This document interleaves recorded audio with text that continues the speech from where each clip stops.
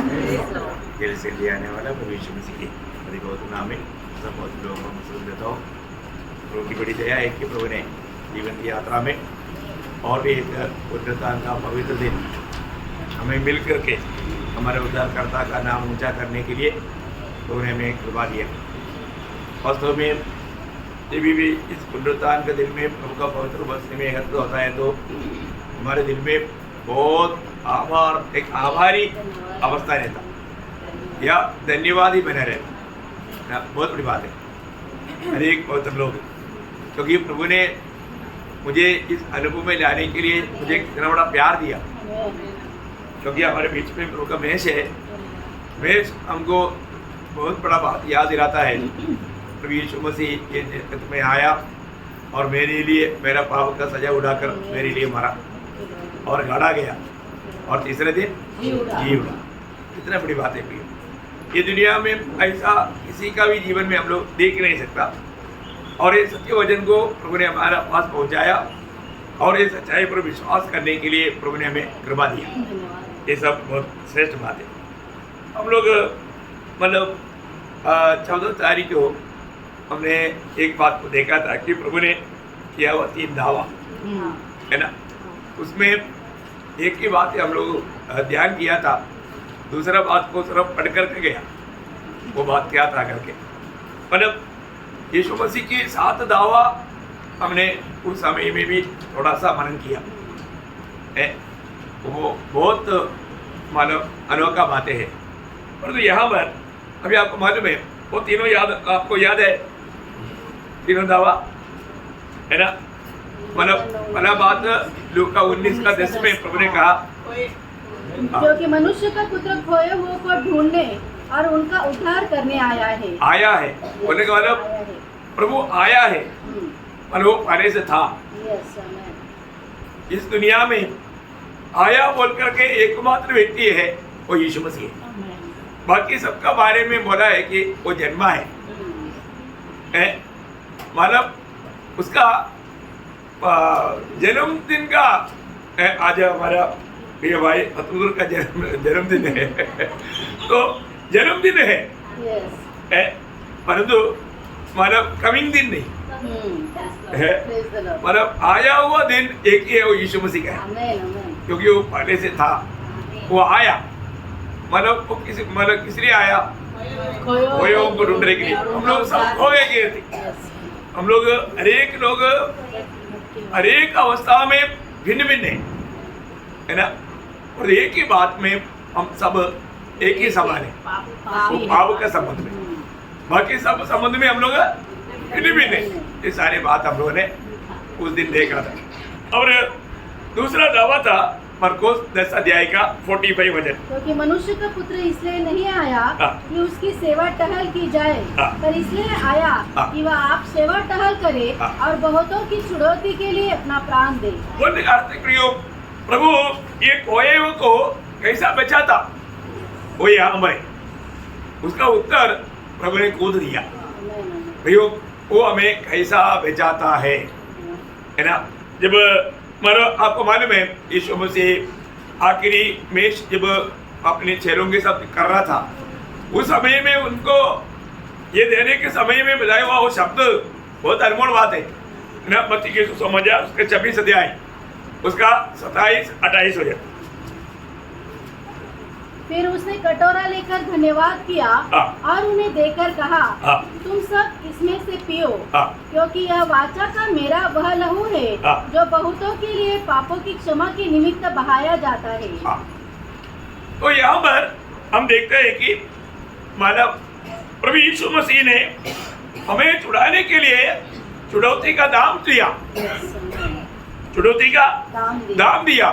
वो क्या था, प्रभु का जीवन, प्रभु का जीवन दाम में दे करके हमको छुड़ाया। छुटकारा पाया हुआ हरेक बहुत लोग कितना धनी लोग हैं, प्रभु के दृष्टि में वो कितना मूल्यवान लोग हैं, क्योंकि उसने हमारे लिए छुटकारे के लिए अपना जीवन दिया। हमें मिला हुआ छुटकारा मानव एक हक की बात नहीं। ये दुनिया में बहुत से महान लोग जन्म हुआ है, बहुत से अच्छा अच्छा बात कहा, और तो उनमें से एक भी ये नहीं कहा कि मैं तुम्हारे लिए मेरा मतलब लहू बहा करके तुम्हें बचाने के लिए आया। ऐसा कोई बोला? नहीं बोला, बोल भी नहीं सकता, कोई नहीं बोल सकता। प्रियो, मतलब इस दुनिया में हमको बचाने के लिए आया हुआ एकमात्र व्यक्ति वो प्रभु यीशु मसीह है, और किसी के द्वारा हमारा उद्धार नहीं है, प्रभु यीशु मसीह के ही द्वारा हमारा उद्धार है। ये जानना कितना जरूरी बात है ना। अभी यीशु मसीह ने अपना लहू बहाया। क्यों लहू बहाया? क्योंकि जीवन लहू में है। हमें जीवन देने के लिए यीशु मसीह को जिस लहू में जीवन है वो लहू देना पड़ा, है ना। उसका प्राचीन प्रभु का दृष्टि में परमेश्वर धर्मी है, इसलिए यीशु मसीह का वो लहू उस वाचा का बारे में रोमियो का पत्री उसका 3रा अध्याय उसका 25-26 में पढ़ना। रोमियो उसका 3रा अध्याय का 25-26। लहू के कारण एक ऐसा प्रायश्चित ठहराया, देखा, ऐसा प्रायश्चित ठहराया जो विश्वास करने से कार्यकारी होता है। प्रियो, बहुत ध्यान से सुनना। यहाँ पर आज बैठा हुआ अनेक लोग जानना जिन्होंने अगर अभी तक उद्धार भी नहीं पाया, विश्वास करने वालों के लिए इसका लाभ किसको मिलेगा? विश्वास करने वालों के लिए। ये बहुत बड़ी बात है प्रियो। हमारे जीवन में अगर हम विश्वास करेगा हम ये अनुभव को ले सकता है। विश्वास करने वाला, आज बहुत लोग ये वचन वाले सुनता है लेकिन वो विश्वास करके परमेश्वर का वचन है प्रियो, परमेश्वर झूठ बोल नहीं सकता, ये सत्य वचन है। आपका छुटकारे के लिए प्रभु ने ये काम किया है ना। परंतु लोग वो विश्वास करके स्वीकारता नहीं, इसलिए उसको अनुभव नहीं आता। क्योंकि विश्वास से नहीं सुनेगा तो वो आपको मतलब प्रभु को प्रसन्न कर ही नहीं सकता, प्रभु को प्रसन्न कर ही नहीं सकता। इसलिए हमारे जीवन में प्रभु ने ये लहू प्रायश्चित का लहू ठहराया। वापस पढ़ना 25-26। परमेश्वर ने उसके लहू के कारण एक ऐसा प्रायश्चित ठहराया, ऐसा प्रायश्चित ठहराया जो विश्वास करने से कार्यकारी होता है। देखो, ऐसा प्रायश्चित ठहराया। आपको मालूम है प्रायश्चित का शब्द का अर्थ ये नहीं बैठा हुआ सब लोग जानते हैं, मतलब परमेश्वर की धार्मिकता को थोड़ा भी भंग ना लाते हुए पापी को क्षमा मिलना चाहिए या बचना चाहिए, वो है प्रायश्चित है। ये सिर्फ परमेश्वर ही कर सकता, और एक प्रकार बोलेगा तो परमेश्वर का डिमांड पूरा करके पापी को छुटकारा मिलना, उसको बोलता है प्रायश्चित। और वो कौन कर सकता? परमेश्वर ही कर सकता। देखा, इसका मतलब हमारे लिए प्रभु यीशु मसीह ने इतना बड़ा कार्य किया, जो सूली में प्रभु ने किया हुआ उस बात को हम लोग विश्वास से जानना कितना जरूरी बात है, कितनी बड़ी बात है। उसका 26 में पढ़ने से जो पाप पहले किए गए और जिन पर परमेश्वर ने अपनी सहनशीलता के कारण ध्यान नहीं दिया, उनके विषय में वह अपनी धार्मिकता प्रकट करे। प्रभु हमें प्रकट करने के लिए पुत्र को खुल्लम पर खड़ा किया है। अब देखिए, अभी सब लोग देख सकता कलवरी सूली में क्या हुआ है ना। सबको दिखने लायक प्रभु ने इस कार्य को किया है हमारे जीवन में। मतलब प्रभु यीशु मसीह की मृत्यु एक साधारण मृत्यु नहीं था, या मतलब किसी ने पकड़ करके मारा, ऐसा भी नहीं, या वो रक्तसाक्षित मृत्यु नहीं था, वो प्रायश्चित का मृत्यु था। प्रायश्चित का मृत्यु करके ये दुनिया में और किसी का मृत्यु नहीं हुआ और नहीं होगा, क्योंकि प्रायश्चित करने लायक और लहू होना चाहिए उसमें पापियों का छुटकारा के लिए। अभी प्रभु ने अपनी व्यवस्था, वचन, नियम, अपनी धार्मिकता, इसमें कोई भी वादा ना आने देते हुए इतना अच्छा रीति में काम को निभाया। ये बात को जानना कितना श्रेष्ठ बात है। मैं आप हर एक लोगों को बोलना चाहता हूँ, हमारे प्रभु यीशु मसीह के बारे में हम लोग प्रभु का वचन में जब देखता है, अलग पत्रोस 2 अध्याय का 22 वचन में हम पढ़ता है, मतलब उसने कभी पाप नहीं किया। प्रभु कौन था? उसने उसने पाप किया और न उसके मुंह से छल की कोई बात निकली। मतलब वो कभी पाप नहीं किया है। हमको ये जानना है प्रियो, हमारे जीवन में प्रभु ने कभी पाप नहीं किया है, पाप ना किया वो व्यक्ति हमारे लिए है इतना बड़ा कार्य किया है, हमारे लिए वो क्या बना, ये जानकारी हमारे लिए कितना श्रेष्ठ है, हमें ये जानना कितनी जरूरी बात है ना। उसने कभी पाप नहीं किया है, अभी भी पाप ना करने वाला, इवन पहले योहन्ना 3:5 में लिखा है उसमें पाप नहीं था, उसमें पाप नहीं था। प्रियो, इसका मतलब जिसने कभी पाप नहीं किया और जिसमें पाप नहीं, और दूसरा कोरिन्थी 5:21 में लिखा है वो पाप नहीं जानता था, पाप नहीं जानता था है। तो इसका मतलब जिसने पाप कभी किया नहीं, जिसमें पाप है ही नहीं और जो पाप नहीं जानता, ऐसा व्यक्ति है, इस प्रकार का एक व्यक्ति ने हमारे लिए पाप ठहरा। प्रियो, ये कितना हल्की बात, ये एक हल्की बात है क्या, एक कितना महान बात है कितना बड़ी बात है प्रियो, हमारे लिए वो पाप ठहरा है। मैं अनेक पवित्र लोगों को बताना चाहता हूँ, अपने जीवन में हमें इस बात को कितना ध्यान से समझना चाहिए। हम पापियों को बचाने के लिए प्रभु ने कैसा कार्य किया है, वो जानकारी हमारे लिए बहुत जरूरी बात है प्रियो। ये दुनिया में कोई भी हमें पाप से छुटकारा नहीं दे सकता था, परंतु स्वयं परमेश्वर प्रियो प्रभु का वचन और व्यवस्था पूरा करते हुए वो ये दुनिया में पाप रहित होकर के जन्म हुआ, एक कुंवारी के द्वारा जन्म हुआ। आप देखिए प्रभु ये दुनिया में हमारे लिए पाप रहित होकर के जन्म हुआ है, हमारे सबका पाप उस पर लाया गया। आप देखिए जब दूसरा कोरिन्थी 5:21 वचन थोड़ा पढ़ना, दूसरा कोरिन्थी 5:21 था, जो पाप से अज्ञात था उसी को उसने हमारे लिए पाप ठहराया। देखो, उसी को पिता ने हमारे लिए पाप ठहराया, वो पाप ही नहीं बना, पाप ठहराया कि हम उसमें होकर परमेश्वर की धार्मिकता बन जाए। देखा, परमेश्वर की धार्मिकता बन जाए। मैं एक बात आपको बताना चाहता हूँ प्रियो, हमारे ये जीवन की यात्रा में हमें अगर प्रशंसा करना है तो एक ही बात है, वो प्रभु है और प्रभु का सूली है ना। और उसकी भाषा में बोलेगा तो गलातियों 6:14 में, ऐसा न हो कि मैं अन्य किसी बात का घमंड करूं, मैं अन्य किसी बात में मैं प्रशंसा ना करूं, केवल हमारे प्रभु यीशु मसीह के क्रूस का। देखा, वो क्रूस का प्रशंसा करता, वो क्रूस में घमंड करता, अन्य किसी बातों में नहीं। प्रियो, मसीह लोगों का घमंड या प्रशंसा सूली है ना। सूली के बिना हमारा प्रशंसा नहीं, हमारा प्रशंसा हर बात में प्रभु में है। हम लोगों ने जो पाया इसके बारे में एक सच्चा प्रकाश हमारे दिल में होना चाहिए। हमारे लिए यीशु मसीह क्या बना, हम कौन सा बात पर है। आज कई लोग मतलब अपनी नौकरी पर घमंड करता, नहीं तो अपने एजुकेशन पर घमंड करता, नहीं तो अपनी घराने में घमंड करता है ना, मतलब कोई स्थान मान में घमंड करता। और दो पवित्र लोग ऐसा बातों पर कभी घमंड नहीं करता। प्रभु के लोगों का घमंड 1 कोरिन्थी 1 अध्याय का 31 वचन में, 1 कोरिन्थी 1 अध्याय उसका 31 वचन, ताकि जैसा लिखा है वैसा ही हो, जो घमंड करे वो जैसा लिखा है ऐसा ही हो, जो घमंड करे, जो घमंड करे प्रभु में घमंड करे, प्रभु में घमंड करे। देखा, प्रभु में घमंड करे। प्रियो, हमारा घमंड और कोई भी बात पर नहीं होना चाहिए है। हमारा कोई भी विषय में घमंड करेगा तो प्रभु को बहुत दुख है। हम प्रभु में घमंड करें।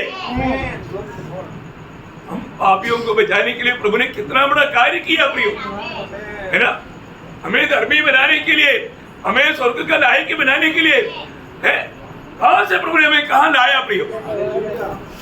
हम एक समय में प्रभु से बहुत दूर थे, है ना। जब एफेसियों 2 अध्याय का 12 वचन, एफेसियों 2 अध्याय का 12 वचन, तुम लोग उस समय मसीह से अलग और इस्राएल की प्रजा के पद से अलग किए हुए और प्रतिज्ञा की बातों के भागी न थे और आशाहीन आशाहीन और जगत में ईश्वर रहित थे। देखा, हम ईश्वर रहित लोग थे। आप देखिए प्रियो, है परंतु प्रभु यीशु मसीह में विश्वास करने के द्वारा हम कौन बन गया? एफेसियों 2:19 वचन, इसलिए तुम अब विदेशी हाँ। और मुसाफिर नहीं रहे, नहीं रहा, परंतु पवित्र लोगों में स्वदेशी हाँ। और परमेश्वर के घराने के हो गए। हालेलुया। कितने लोग परमेश्वर की घराने का बन के प्रभु के लिए? हम कौन सा किसका घराने का है? प्रभु का घराने का। आप देखो प्रियो, प्रभु का घराने का बन गया। देखिए, हमें इस अवस्था में लाने के लिए प्रभु ने बड़ा दाम चुकाया है। हमारा अवस्था क्या था प्रियो? हम लोग कितना नीच अवस्था में था, है ना? पहला पत्रोस 2 अध्याय का 9 वचन में, पहला पत्रोस 2 अध्याय उसका 9 वचन, पर तुम एक चुना हुआ वंश और राजपदधारी, याजकों का समाज और पवित्र लोग और परमेश्वर की नीच प्रजा हो। परमेश्वर की नीच प्रजा हो, इसलिए कि जिसने तुम्हें अंधकार में से अपने अद्भुत ज्योति में बुलाया है, उसके गुण प्रकट करो। देखिए, आप ये वचनों को पढ़ने के समय में हमारा दिल कितना उमड़ना चाहिए। हम लोग काम पढ़े थे अंधकार में, प्रभु ने हमें क्या किया? अद्भुत प्रकाश में लाया। आप देखिए, सादा प्रकाश नहीं, अद्भुत प्रकाश। आप देखिए, क्योंकि हमें मसीह में लाया। हमें ये बात को जानना भी है। हमें क्या क्या बनाया? हमें याजक बनाया, सादा याजक नहीं। समझने के लिए बोलेगा तो मतलब एक बिशप या नहीं तो एक प्रकार बोलेगा तो पोप से ऊपर लोग जानने वाला याजक लोगों का लिस्ट नहीं है ना। आपको पोप जैसा बनाया। पोप का कोई मतलब नहीं, पोप तो प्रभु को जानता भी नहीं, वो जाने दो। लेकिन आपको इतना बड़ा रॉयल प्रीस्ट बनाया। आप एक राज्य की याचक है, बहुत बड़ा पदवी है। इसका मतलब ऐसा पदवी वाला दिया, परंतु पदवी इस्तेमाल करता है कि नहीं, है ना? याजक का काम क्या है? लोगों के परमेश्वर विनती करना, है ना? कितने लोगों के लिए विनती करता? आप सोचो, है दूसरे लोगों के लिए आप विनती करते हैं क्या? प्रार्थना करते हैं? देखो, काम नहीं करता, सिर्फ अभिनय करता। ऐसा क्या फायदा? हम अभिनय करने वाले नहीं, हम अच्छा सच्चा अनुभव पाए वाले होना चाहिए। जो लोग आज याजक का सच में विश्वास योग्य काम करेगा, आने वाले समय में राजा होकर राज करेगा, क्योंकि प्रभु ने हमें राजा भी बनाया। वो कब के लिए है? यीशु मसीह राज करने के टाइम पर राज करने के लिए, 1000 साल का राज्य में हमें भागी देने के लिए। इसलिए इन सारे पदवियों में लाया हुआ प्रभु में हम प्रशंसा करें, प्रभु में हमें प्रशंसा करें। पिता ने हमें दुनिया से निकाल करके मसीह में रखा। मसीह में रहने से हमको क्या क्या लाभ हुआ है? पहला कोरिन्थी 1 अध्याय का 30 वचन, पहला कोरिन्थी 1 अध्याय 30 वचन। परंतु तुम उसी की ओर से मसीह यीशु में हो, जो परमेश्वर की ओर से हमारे लिए ज्ञान ठहरा, अर्थात धार्मिकता और पवित्रता और छुटकारा। क्या बताऊं प्रियो, आज आप देखिए, हमें मसीह में होने के कारण हमें मिला हुआ पदवियां, कितना सुंदर बात है। ओरिजिनल ज्ञान हमारे पास है, क्योंकि परमेश्वर का ज्ञान यीशु मसीह है। यीशु मसीह जिसको नहीं मिला उसके पास ज्ञान नहीं है ना? बहुत बड़ी बात है। और यीशु मसीह में जो नहीं है वो धर्मी जन नहीं है। यीशु मसीह में जो नहीं है वो पवित्र लोग नहीं है। दो ही अवस्था है, एक ही आप प्रभु यीशु मसीह में, नहीं तो फिर बाहर बोलेगा तो पाव में। कितना बड़ा भयंकर बात है। इसलिए अभी हर एक पवित्र लोग, ये हमारा कोई लायक की पेन से नहीं मिला, है ना? वही अध्याय में उसका 26 से आप पढ़िए, पहला कोरिन्थी 1 अध्याय का 26 से। भाइयों, अपने बुलाए जाने को तो सोचो, जिन शरीर के अनुसार बहुत ज्ञानवान और न बहुत सामर्थी और न बहुत कुलीन बुलाए गए, परंतु परमेश्वर ने जगत के मूर्खों को चुन लिया है। देखा, हमारा पदवी कहाँ पर था? मूर्ख था, मूर्ख लोग। अभी हमें कहाँ से कहाँ लाया, ये सोचो। हम लोग ऐसे ही मूर्ख लोग था, है ना। आज अभी दुनिया का रीति में अपने आप को बड़े ज्ञानी समझने वाला लोग ज्ञानी समझकर मूर्ख बन गया, इसलिए मूर्तियों को लेकर घूमता है, मूर्ति के सामने दंडवत करता। मूर्ख है कि नहीं? अरे महामूर्ख है? और वो ऐसा जो बनाने वाला ऐसा बन जाएगा, बोले तो श्रापित बन जाएगा। इतना भयंकर बात है। और जो प्रभु ने उस मूर्खता के अनुभव से हमको बचाया है, हमें छुड़ाया। और आगे ज्ञानवानों को लज्जित करे। देखो, ज्ञानवानों को लज्जित कराने के लिए देखो यीशु मसीह में आया हुआ एक व्यक्ति वास्तव में कितना बड़ा ज्ञानी है। अब बताओ, दुनिया का कौन सा ज्ञानी व्यक्ति बोल सकता है कि उसका भविष्य काम रहे? मरने के बाद वो कहाँ जाएगा? बोल सकता है? नहीं। और जो एक अनपढ़ व्यक्ति और मसीह में है, उसका पूछो तू मरेगा कहाँ जाएगा? वो बोलेगा मैं सीधा स्वर्ग जाएगा। अरे बाप रे, स्वर्ग जाने का मतलब अनंत काल का ज्ञान उसके अंदर है। ये ज्ञान कौन है?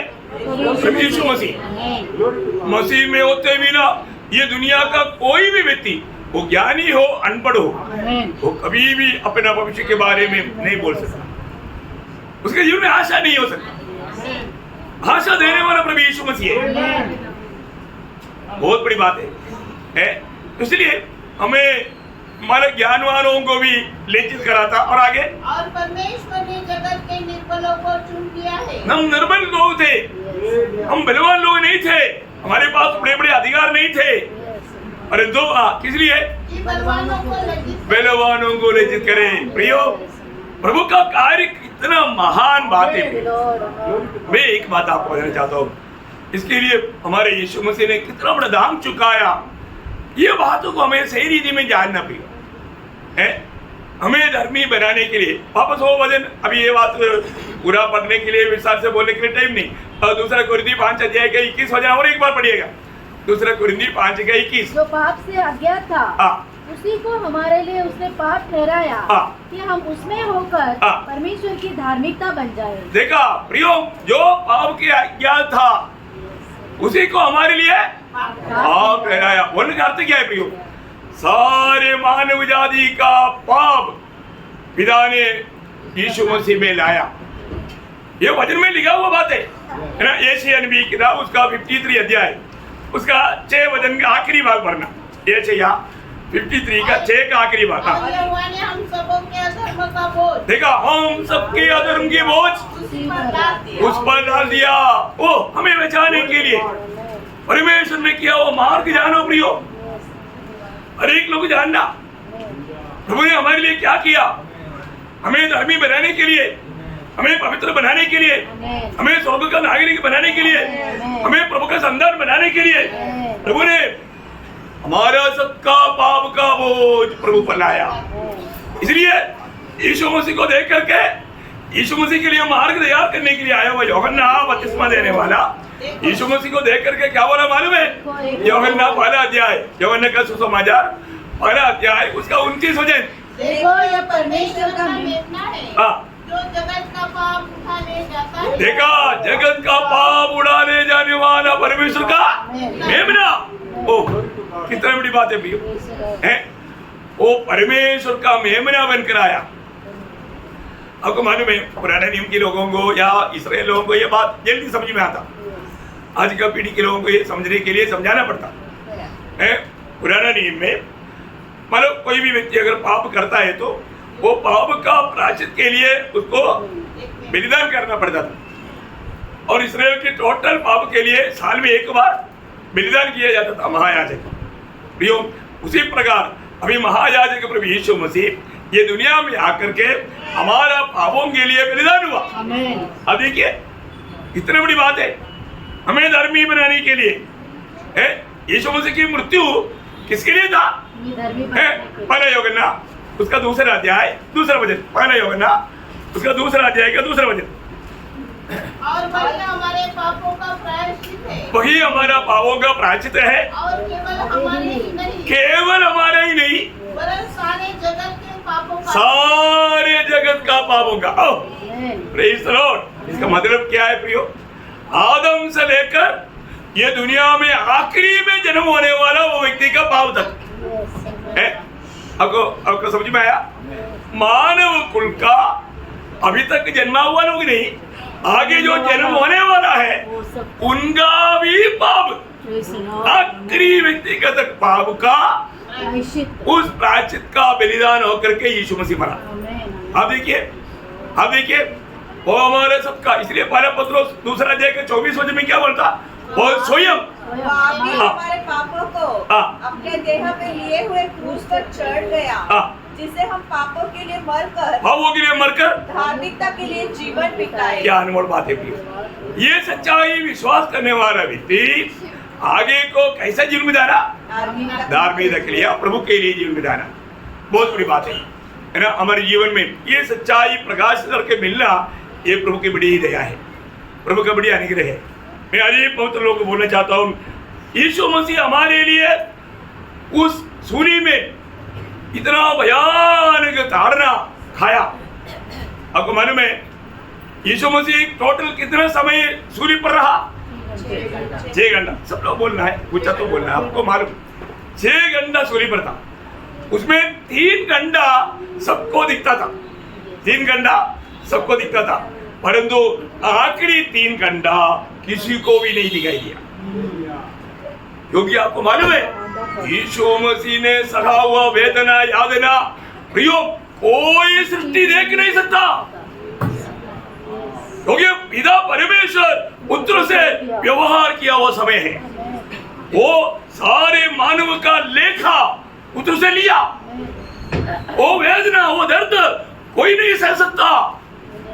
यीशु मसीह ने अकेला पिया वो प्याला, इसलिए उस समय में यीशु मसीह ने चिल्ला करके बोला, मत्ती 27 अध्याय का 46 में, लेबो लेबो एली एली एली लेबो समझदारी है, हे परमेश्वर तूने मुझे क्यों छोड़ दिया। क्या बात है, आप सोचो क्या है। आपको मालूम है परमेश्वर कभी भी पापी को देख कर कह नहीं सकता। पवित्र दृष्टि का परमेश्वर इतनो भयानक भाव में रहने वाला उसको छोड़ दिया। आपको मालूम है नरक का सारा वेदना जो हम लोग सहना चाहिए वो हमारे जग पर हमारे यीशु मसीह ने लिया। प्रियो वो थोड़ा भी लेकिन नहीं छोड़ा प्रियो है, हमें थोड़ा भी हमारा पापों का सजा उड़ाने की जरूरत नहीं, पूर्ण रूप में प्रभु ने पेड़ किया। कितना बड़ी बात है, उस अनादिकाल से अनंत काल तक हमेशा साथ में रहने वाला पिता ये 3 घंटा पुत्र को छोड़ दिया। आपको मालूम है वो वेदना वो यातना वो दर्द कोई नहीं देख सकता था। हमारे लिए यीशु मसीह क्या नहीं बना प्रिय है ना। इस रीति में प्रभु का वचन, प्रभु का मानव जाति के ऊपर जो प्रेम था वो इसलिए एक ही बार, वो बार बार नहीं आता है ना। जब इब्रानियों का पत्री 9 अध्याय का 26 हो जाए, इब्रानियों 9 अध्याय का 26 हो जाए, तो जगत की उत्पत्ति से लेकर उसको बार-बार दुख उठाना पड़ता, पर अब युग के अंत में वह एक ही बार प्रकट हुआ ताकि अपने ही बलिदान के द्वारा पाप को दूर कर दे। देखा प्रियो, एक ही बार युग के अंत में एक ही बार बलिदान होकर के पाप को दूर करने के लिए वो स्वयं अपने आप को बलि करके चढ़ाया। कितना बड़ी बात है प्रियो, हमें मिला हुआ छुटकारा, इसलिए इतना बड़ा छुटकारा प्रभु ने तैयार किया। इसी कारण प्रभु ने दिया हुआ तीसरा दावा क्या था मालूम है, यूहन्ना 8 अध्याय उसका 24 वचन, यूहन्ना 8 अध्याय का 24 वचन। इसलिए मैंने तुमसे कहा कि तुम अपने पापों में मरोगे, क्योंकि यदि तुम विश्वास न करोगे यदि तुम विश्वास ना करोगे कि मैं वही हूँ तो अपने पापों में मरोगे। बोलने का अर्थ क्या है प्रियो, कालवरी सूली में सारी मानव जाति की पाप की उद्धार के लिए मैंने वो काम किया। ये सच्चाई, यदि तुम विश्वास नहीं करोगे तो अपने पाप में मरोगे। देखा, आज इतना भी बड़ा भयंकर पापी क्यों ना हो प्रियो, आपको पाप में मरने की जरूरत नहीं है ना। जैसे यह पहला अध्याय का 18-19 वचन आपको मालूम, जैसे यह पहला अध्याय है उसका 18-19 वचन। यहोवा कहता है, आओ हम आपस में वाद विवाद करे, तुम्हारे पाप चाहे लाल रंग के हो तो भी वे हिम के समान उजले हो जाएंगे, और चाहे अरवानी रंग के हो तो भी वे उनके समान श्वेत हो जाएंगे। प्रियो, आप कितना भी भयंकर पापी क्यों ना हो, प्रभु का वचन कहता है तो मेरे पास आओ, है मुझे पर विश्वास कर। प्रियो, प्रभु ने आज सारे मानव जाति के लिए उद्धार तैयार किया है ना। इसलिए इब्रानियों 2 अध्याय का 3-4 वचन में बोलता है, इतनी बड़ी उद्धार से निश्चिंत रहकर कैसा बच सकता। प्रियो, एक बात जानना, आप पापों में मरना प्रभु की इच्छा नहीं। आज एक नया पैसा का खर्च करने की जरूरत नहीं। प्रभु आपकी पापों के लिए सूली पर मरा।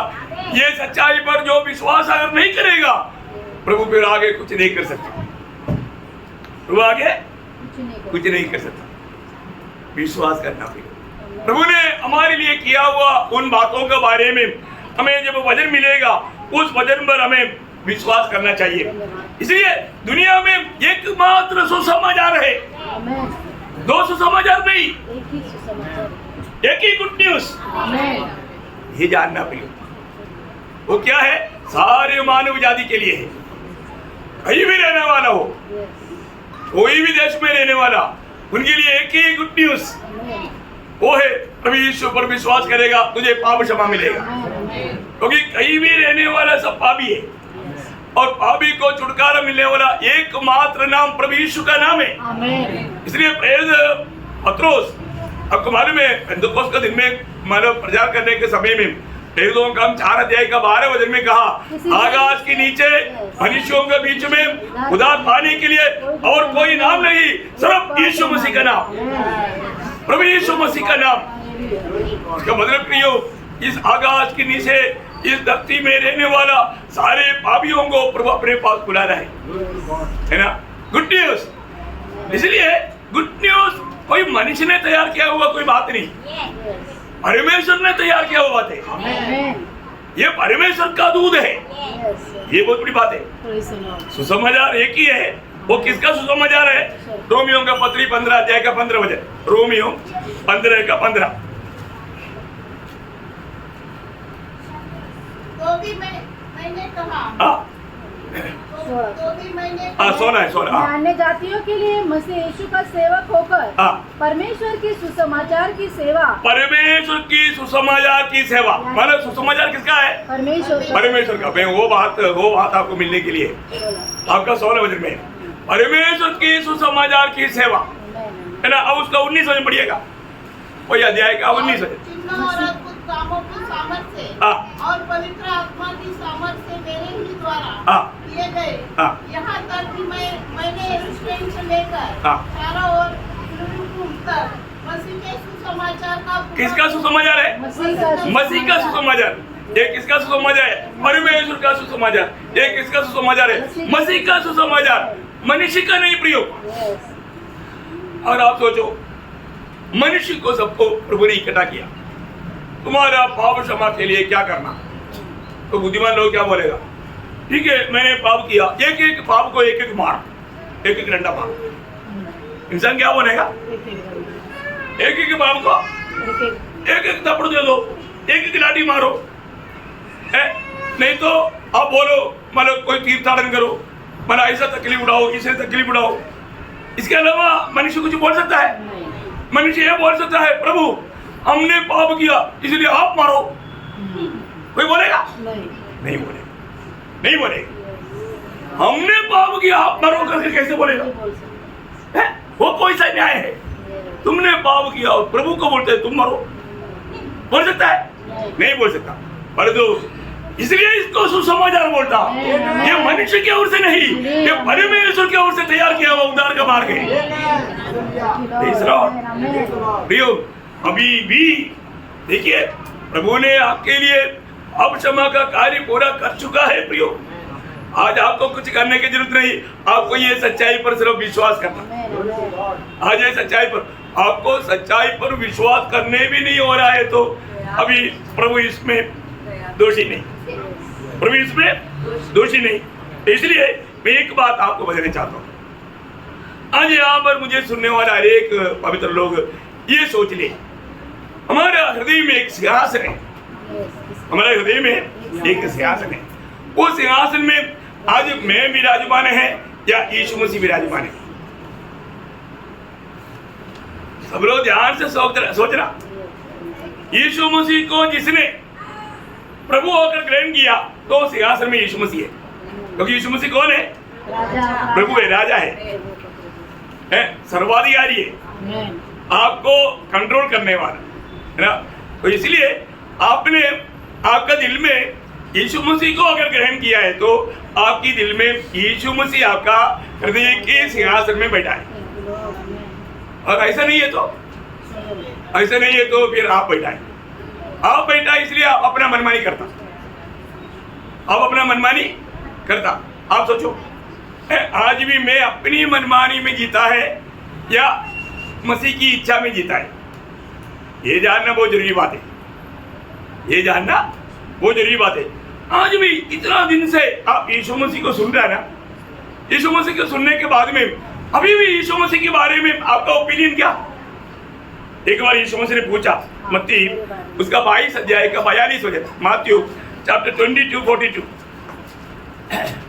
लॉर्ड जी, मसीह के विषय में तुम क्या सोचते हो?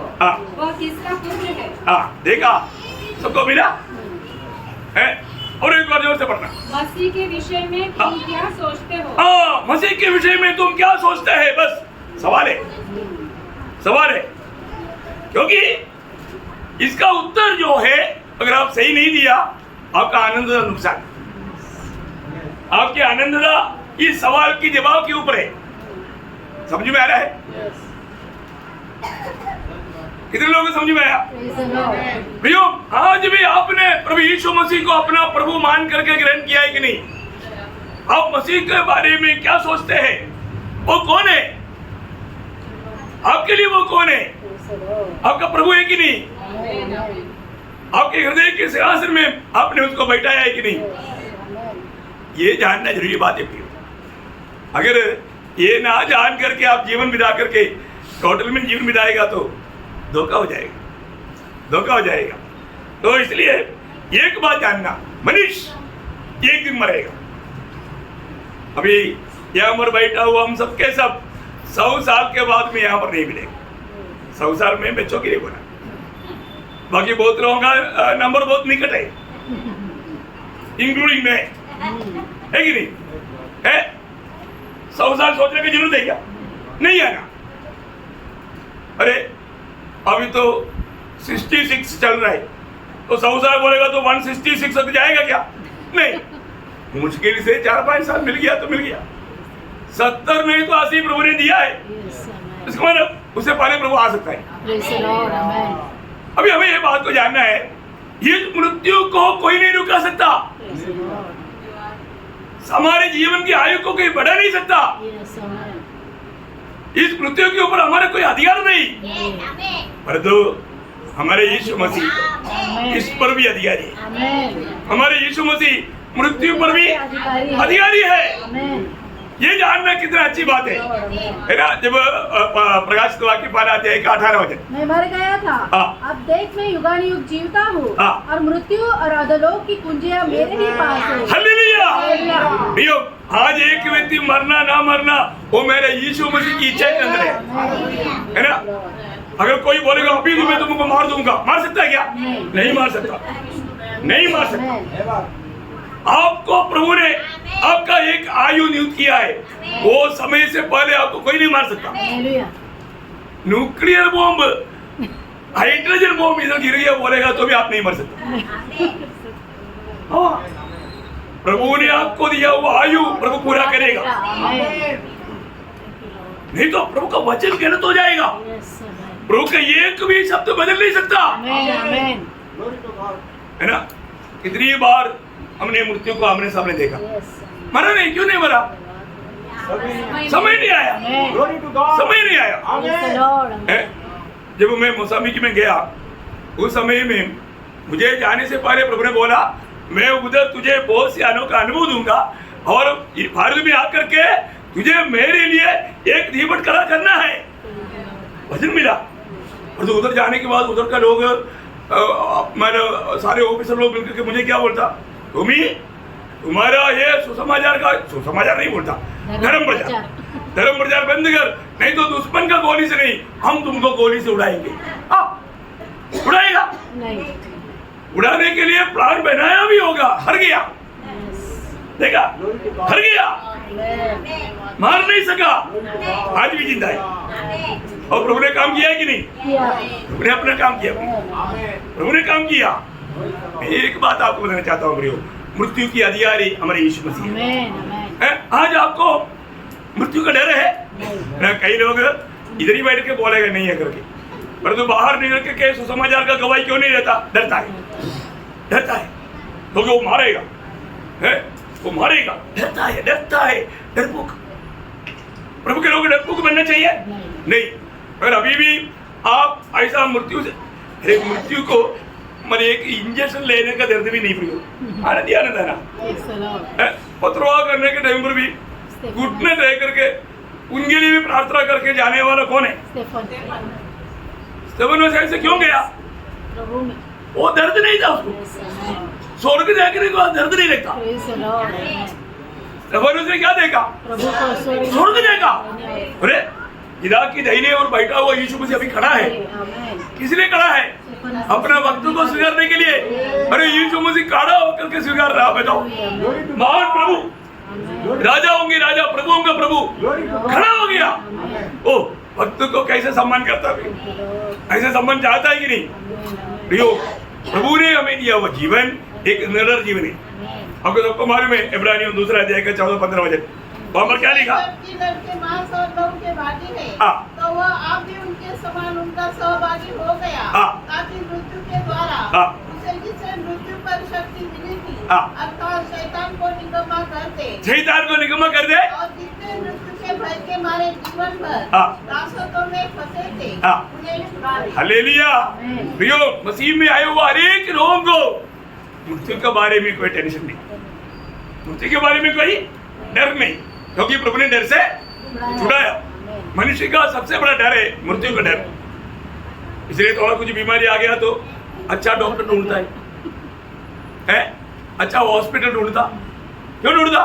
अरे बीमारी बढ़ गया, ये बीमारी बढ़ गया तो जल्दी मर जाएगा। अरे आपको स्वर्ग से अच्छा लगता है भूमि की धरती है? अरे ये धरती अच्छा लगता है आपको? ये मतलब बीमार लगने वाला ये दिनहीन शरीर में रहना अच्छा लगता हो? आपका समझ अभी तक हो रहा है नहीं प्रियो। मृत्यु बोलेगा तो जल्दी हम अपनी दाढ़ी के पास पहुंचेगा,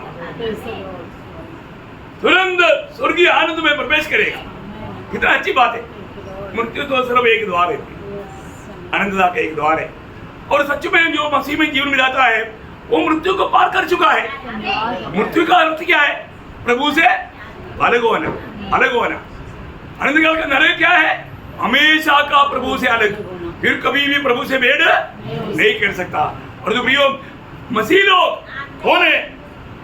यूहन्ना 5:24, मैं तुमसे सच सच कहता हूँ, जो मेरा वचन सुनकर मेरे भेजने वाले पर विश्वास करता है अनंत जीवन उसका है, और उस पर दंड की आज्ञा नहीं होती। देखा, उस पर दंड की आज्ञा नहीं होती, परंतु वो मृत्यु से पार होकर जीवन में प्रवेश कर चुका है। हालेलुया। कितना जोर से स्तुति करना चाहिए है? जिसको ये अनुभव है उसको प्रभु का स्तुति करने में आनंद है। प्रियो, ये बहुत बड़ी बात है ना। प्रभु यीशु में विश्वास किया वो लोग मृत्यु को पार करके आनंद जीवन में प्रवेश कर चुका है।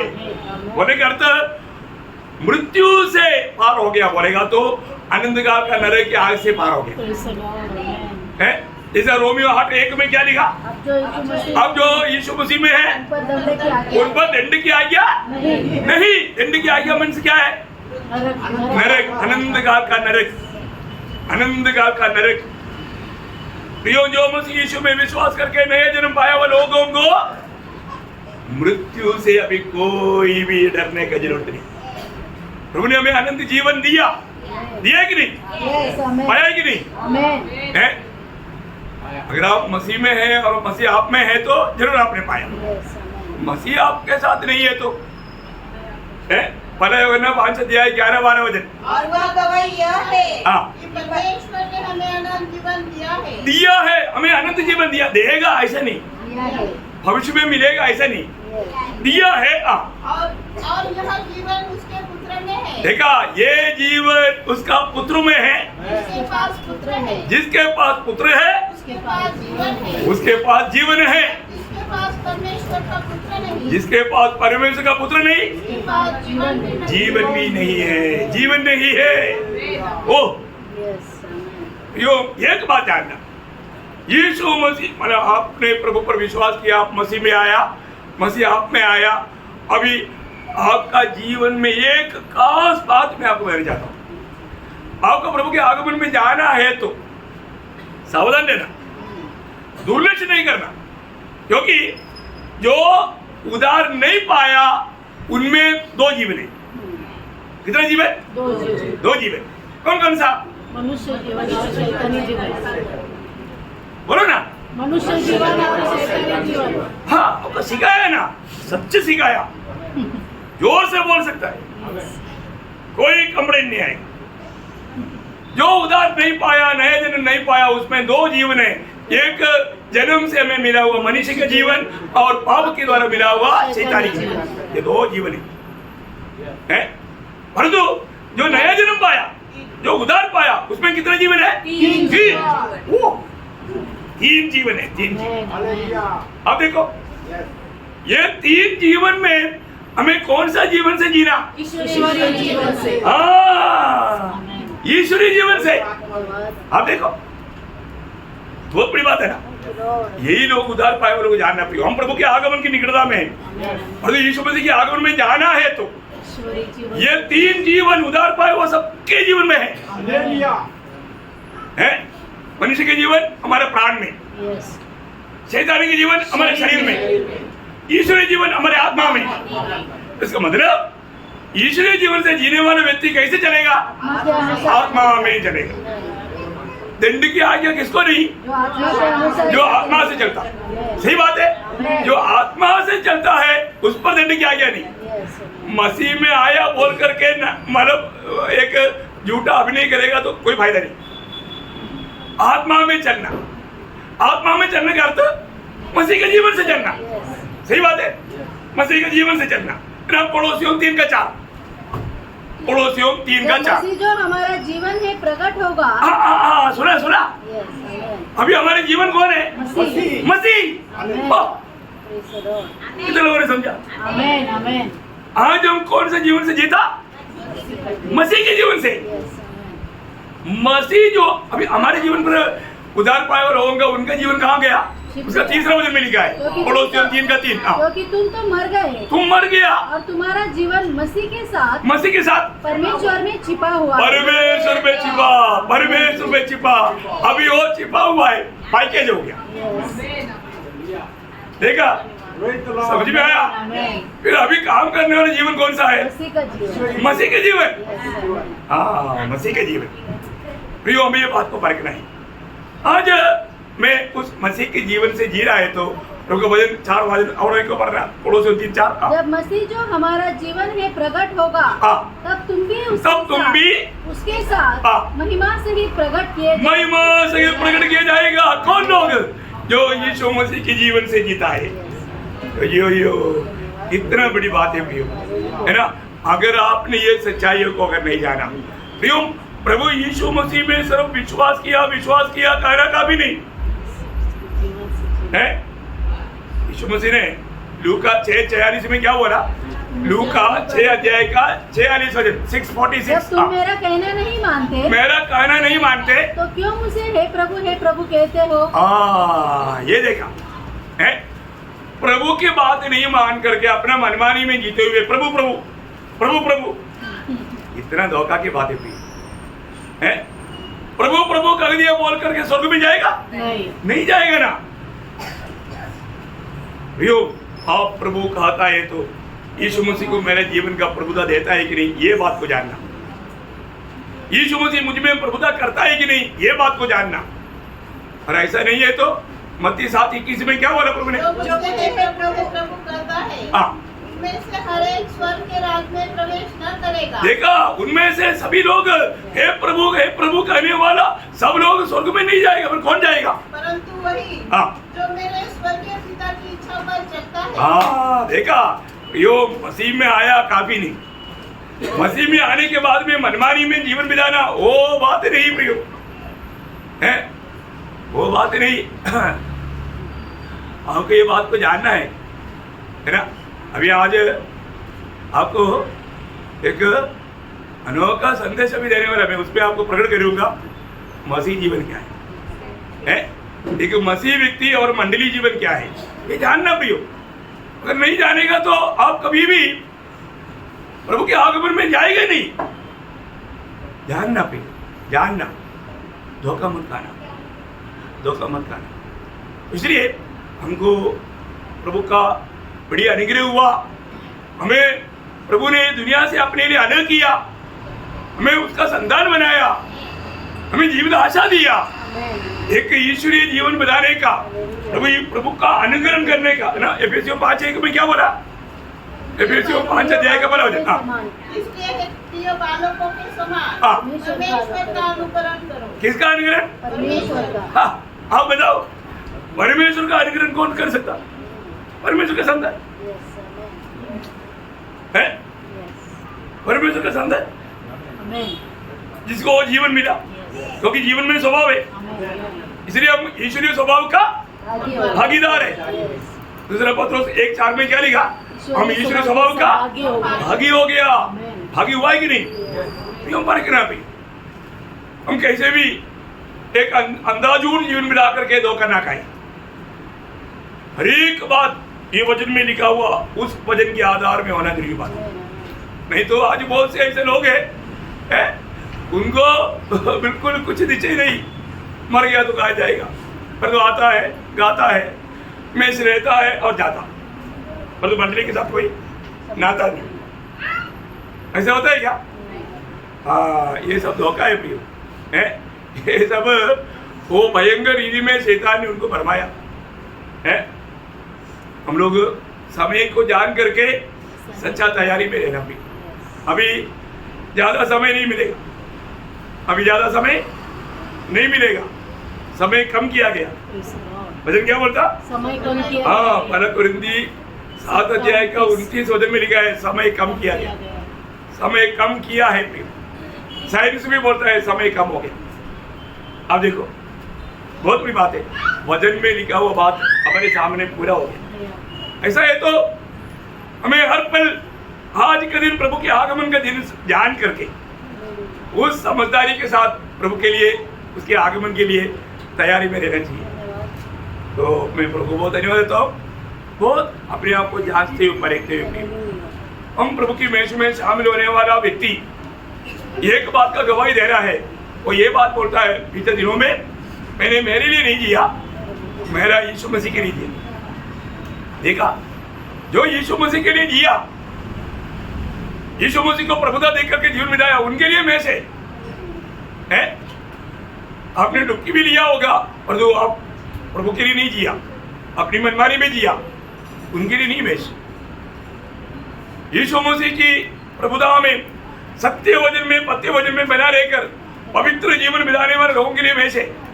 इसलिए बोला है, मेष में शामिल होने से पहले अपने आप को परखो, जांचो और परखो, है आत्मा से गवाही पाना पिए, अयोग्य रीति में शामिल होकर के दंड को खाए ना पिए, सावधान।